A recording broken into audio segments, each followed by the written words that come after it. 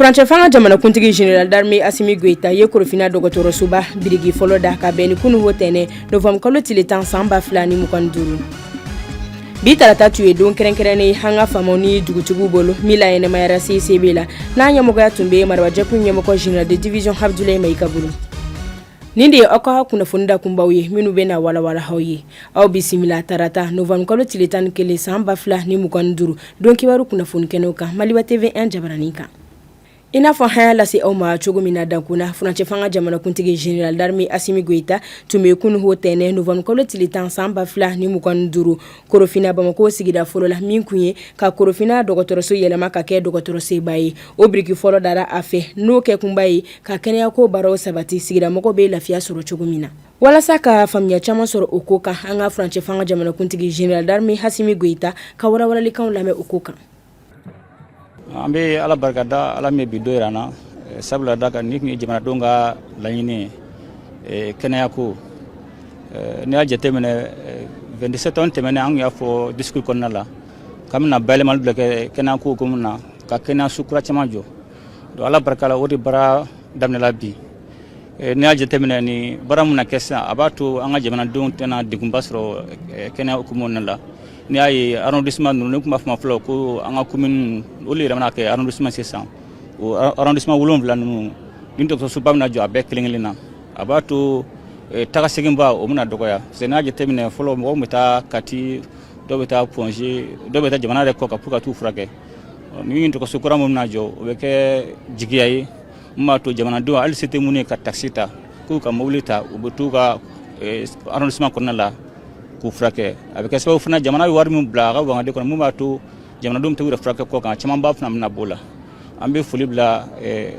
jamanadenw na ka foli bila ministre premier ministre gouvernement mɔgɔw ani maliyɛn fɛn ye timinandiya kɛ nin baara la ka foli bila u bɛɛ la a nafaba wɛrɛ de ye min ye i b'a baara ka bon mais ala barika la a baara bɛna kɛ jamanadenw ka musaka de ye jamana kɛ jamana wagande wari min jamana wagande kɔnɔ a bɛna kura wari tɛna bɔ kɔfɛ ka na donc a baara bɛna kɛ hukumu saba la a fɔlɔ-fɔlɔ o ye n'an b'a fɔ ma ko CSRF ninnu olu ba bɛna yɛlɛma ka kɛ hôpitaux district ye n'o banna yen hôpitaux district kura wɛrɛ fana bɛna jɔ minnu bɛna kɛ kura-kura ye o bɛna jɔ jamana fan caman na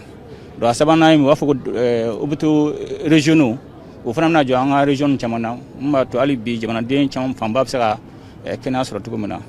an bɛ foli bila ministre ye k'a fɔ a ka jija a n'a ka jɛɲɔgɔnw min b'a to waati min fɔra waati min b'a to nin baara bɛ ban waati o ka jateminɛ o ka bato min b'a to ni baara banna jamanadenw bɛ se ka kɛnɛya sɔrɔ nɔgɔya cogo min na. Halisa o kɛnɛ kelen kan korofina dɔgɔtɔrɔsoba baara min bilalen filɛ sen kan o bɛna nɔgɔya caman don kɛnɛyako siratigɛ la ni minisiri caman tun bɛ o kɛnɛ kan Bamako sigida fɔlɔ maire Umaru Togo ni kɛnɛya ni sigida yiriwali minisiri médecin colonel Assamba Diallo Touré ye dantigɛlikan minnu sɔrɔ ka lase an ka jɛ ko o lamɛn. Nisɔndiya kɛnɛ de don munna ka na dɔgɔtɔrɔso belebeleba jɔ anw fɛ yan commune 1 kɔnɔ o t'a ye dɛ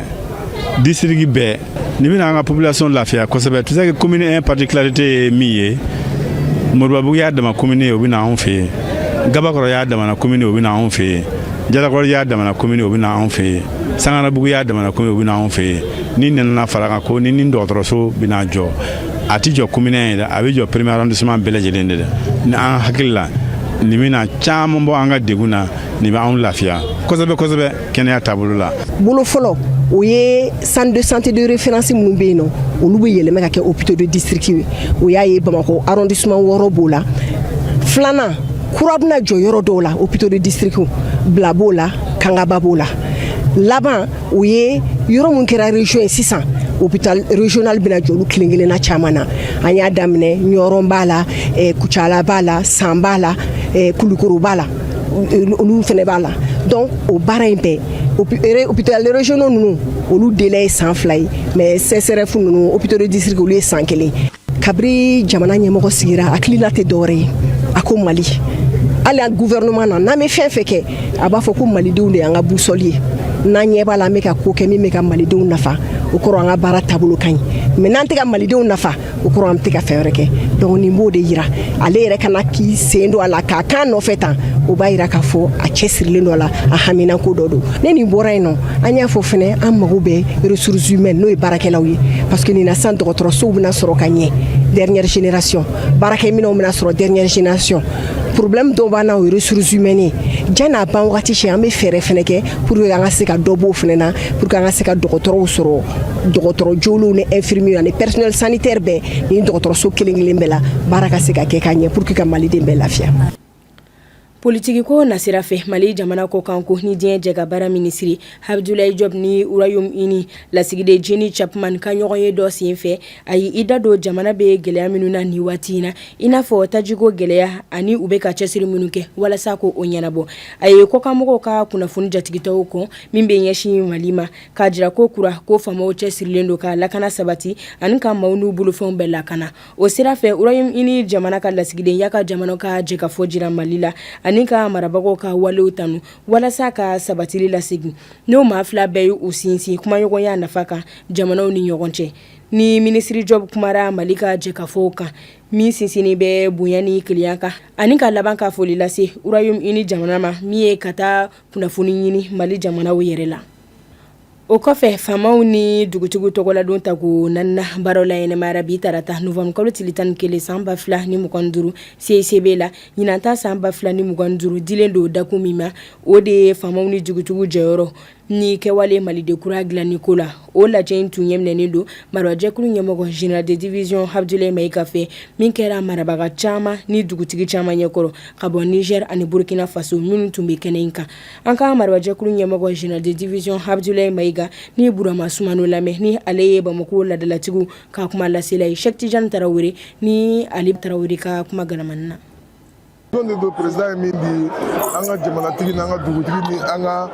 diinɛ ɲɛmɔgɔ n'an ka laadatigiw ma o don n y'o de fɔ kuma kɔnɔ o don tɛ se ka kɛ dundufɔ don ni balafɔ don ye o don ye ɲɔgɔn ɲininka don ni ɲɔgɔn faamuya don ye ko min Mali dala bɛ an ka fura ɲini a la ɲɔgɔn fɛ ka fura sɔrɔ bi kuncɛyɔrɔ la bi don kuncɛ don kuncɛ wagati o kan ka sɔrɔ malidenw an ka laadatiigi ni dugutigi ni diinɛ ɲɛmɔgɔ an bɛnna fɛn dɔ kan min bɛ jamanadenw bɛɛ bolo o ye jumɛn ɲɔgɔn kunnafoni ɲɔgɔn bilasira ɲɔgɔn ladi kuma ɲɔgɔn ye yafa ɲɔgɔn ma an ka mɔgɔw ka kɛ jamakulu kelen ka jamana ye kuma bɔ ne bɛ se k'o de lase ma. An bɛ kɛnɛ mun kan bi o ye ka an ka légitimité traditionnelle n'an ka dugutigiw n'an ka laadatigiw n'an ka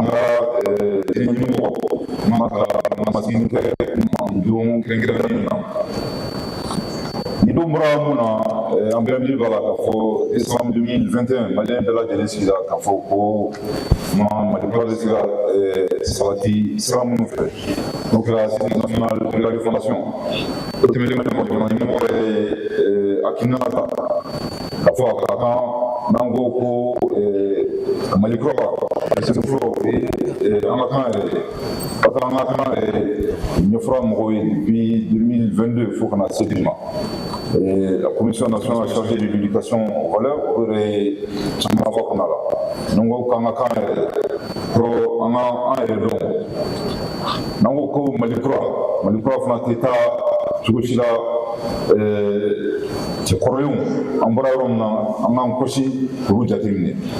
nin y'a san 4nan ye journée nationale de légitimité traditionnelle jamana ɲɛmɔgɔ depuis a ye décret ta